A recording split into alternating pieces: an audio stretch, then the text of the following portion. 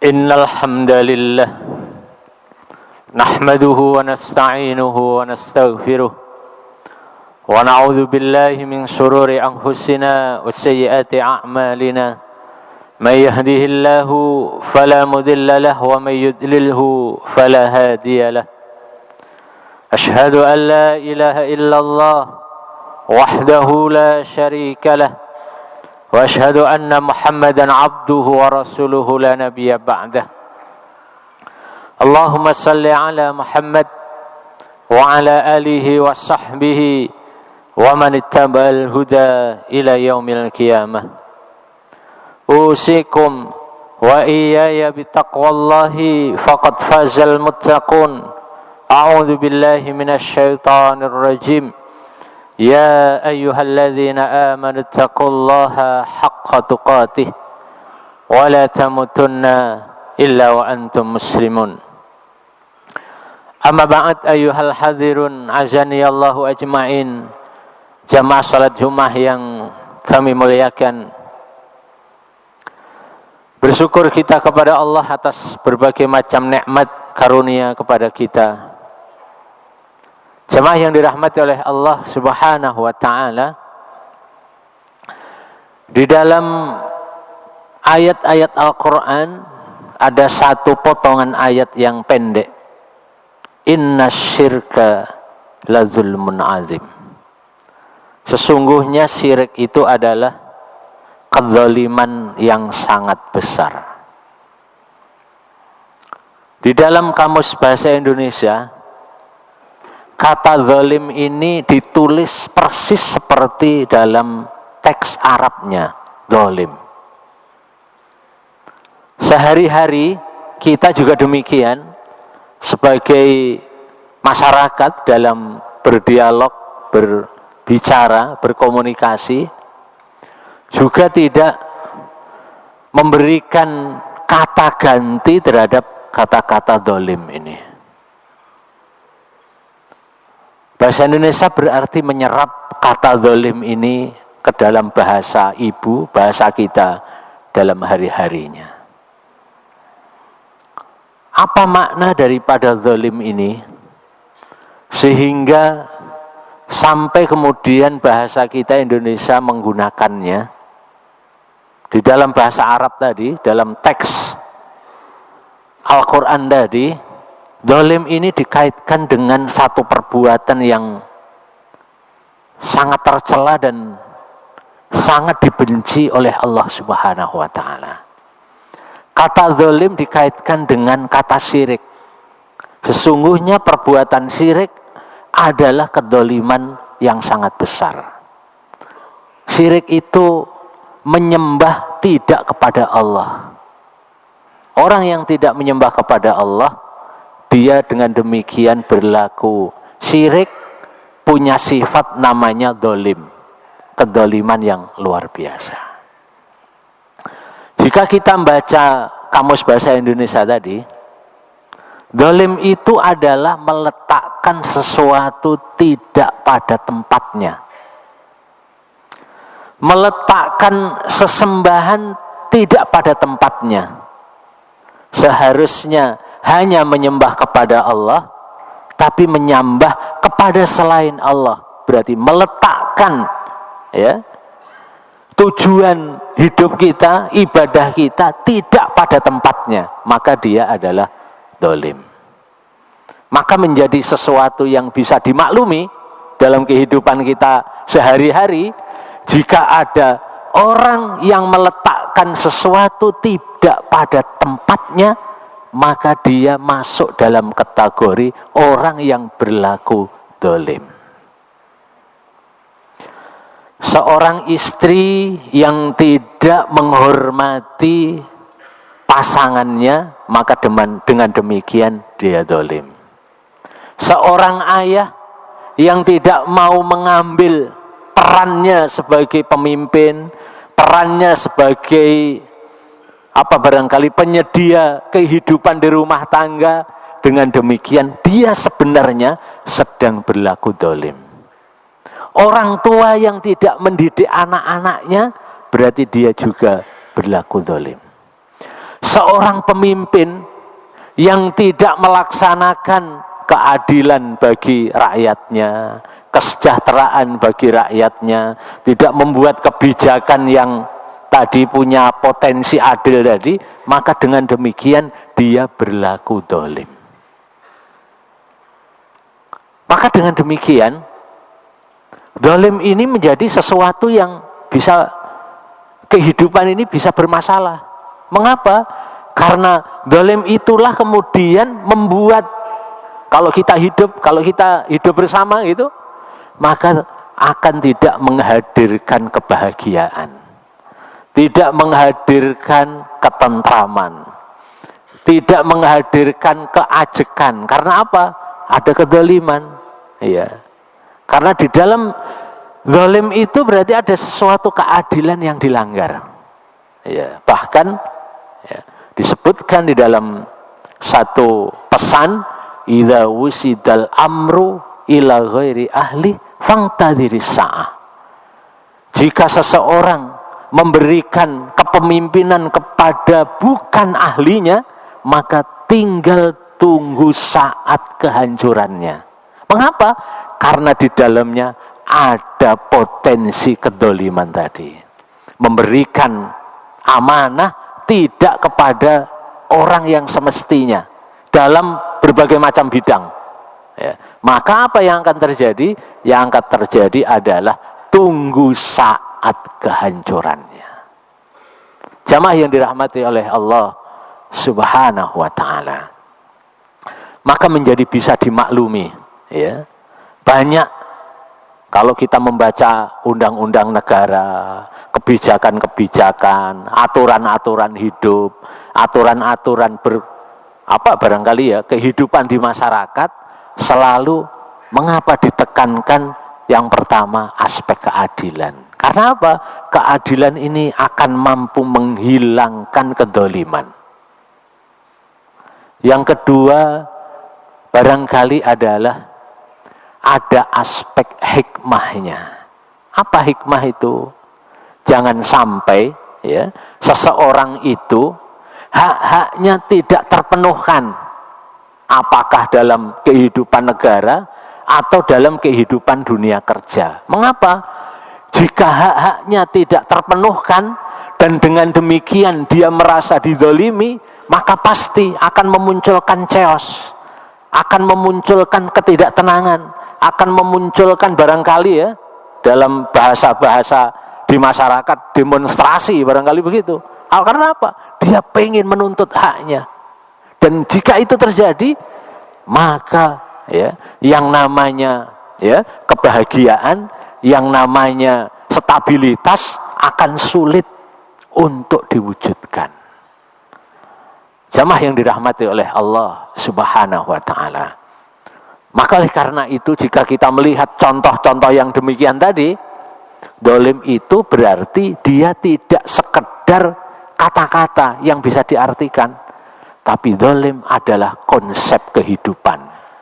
Kehidupan akan bahagia, kehidupan akan ada stabilitasnya, manakala kehidupan itu bisa dijauhkan dari sifat-sifat dolim ini. Rasulullah bahkan mengingatkan, ya, hati-hati dengan orang-orang yang terdolimi. Mengapa? Karena orang yang terdolimi antara dirinya dan Allah tidak ada hijab, tidak ada penghalang kalau dia berdoa kepada Allah. Maka berhati-hatilah, ya. Kita berhati-hati kepada istri kita, jangan sampai ada dolim. Nanti kalau istri berdoa jelek, wah masalah. Kepada anak, ya, mungkin kepada masyarakat, ya, kepada lingkungan, ya, kepada barangkali guru-gurunya, ya, kepada pemimpin, ya, kalau pemimpin kepada masyarakat, ya, atau pemimpin kepada yang ada di bawahnya, jangan sampai ada potensi dolim. Karena apa? Kalau dolim ini kemudian dirasakan dan menjadi kegundahan, ya, orang yang ada di bawahannya, maka dia akan menjadi sesuatu yang berbahaya bagi kehidupan bersama. Dan itu pasti tidak diinginkan. Maka menjadi sesuatu yang indah barangkali di dunia kerja dimanapun, ya, di sekolah, di perusahaan dan lain sebagainya, selalu ada barangkali ya indeks kinerjanya atau penilaian kinerjanya. Ya, seseorang ya dinilai dan kemudian nilainya bisa macam-macam ya, mungkin barangkali usia kerja ya, prestasi macam-macam lah pokoknya. Itu adalah indikator-indikator yang diperlukan dalam kehidupan ini ya. Untuk apa? Agar seseorang bisa menghilangkan atau menjauhkan dari keputusan, dari kebijakan yang berpotensi dolim itu. Dan itu sesuatu yang diajarkan oleh Islam. Makanya kalau kita membaca sirah nabawiyah, luar biasa. Rasulullah ya melihat ya potensi para sahabat ya, itu luar biasa, macam-macam ya. Abu Hurairah, beliau miskin tapi punya kemampuan ya mengingat, punya kemampuan menulis, dia katibun Nabi, sekretarisnya Nabi ya. Ada Umar ya, dia kaya dan pemberani ya. Ada Utsman, dia kaya dan pemberani. Orang-orang yang seperti ini, yang tadi Abu Hurairah yang miskin, ya, yang kaya tadi, yang pintar tadi, diberikan ya posisi yang penting di dalam kehidupan bersama Nabi. Karena apa? Islam punya satu konsep untuk menghilangkan tadi, yaitu konsep takwa. Inna akramakum indallahi atqakum. Sesungguhnya semulia-mulia ya kalian adalah orang yang bertakwa. Maka karena itu ketakwaan itu juga akan bisa ya memproteksi seseorang itu jatuh kepada sifat-sifat dolim ini. Aku qauli hadza fastaghfiru li wa lakum wa lisairil muslimin wal muslimat innahu huwal ghafurur rahim.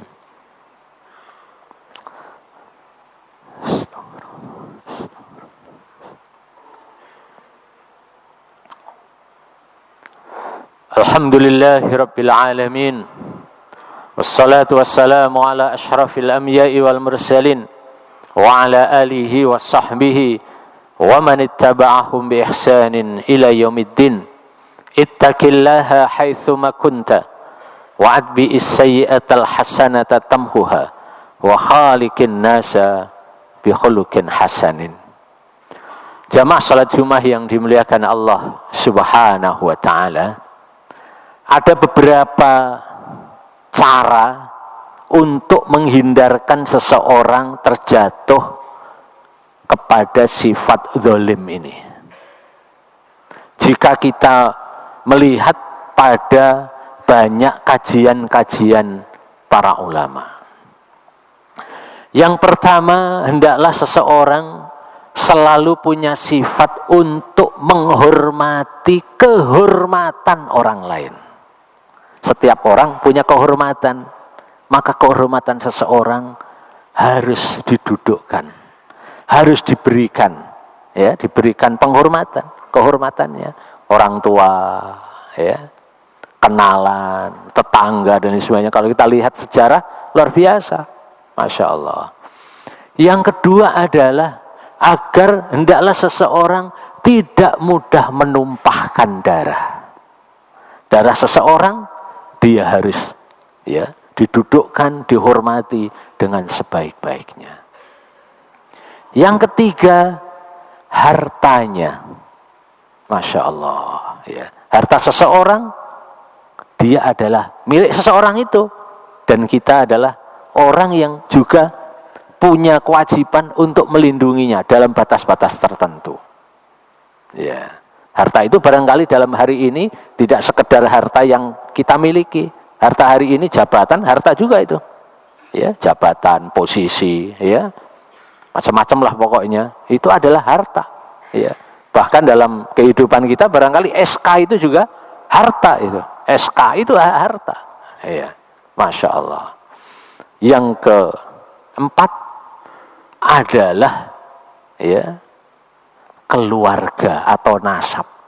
Ya, keluarga kita punya hak untuk menghormati. Makanya kalau kita baca beberapa hadis ya, kita mendapati ya dilarang kalian untuk melecehkan ayahnya teman kalian. Mengapa? Karena jika ayah teman kalian Anda lecehkan, teman kalian juga akan berbalik melecehkan orang tua kalian. Masya Allah, luar biasa.